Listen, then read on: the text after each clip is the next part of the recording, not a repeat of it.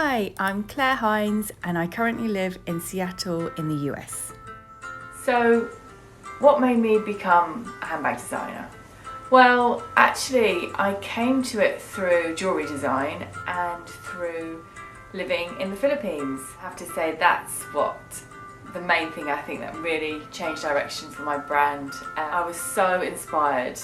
And the other thing for me was to see firsthand the huge disparity between the rich and poor.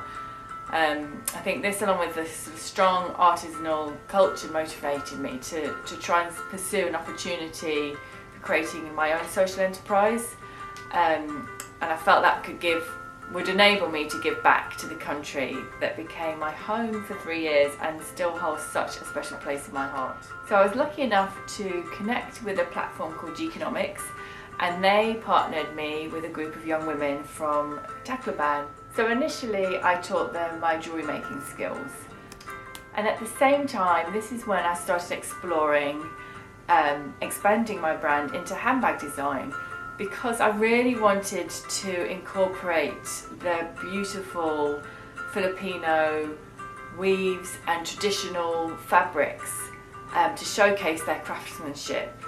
So that's how I ended up designing handbags.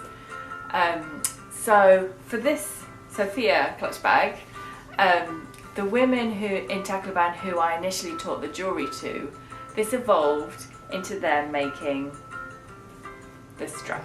As well as this beautiful strap handwoven by the women in Tacloban, there is an overlay of rattan weave which is called solihia. The women who weave this for me are from the Taboli people of Lake Cebu in Mindanao, Philippines.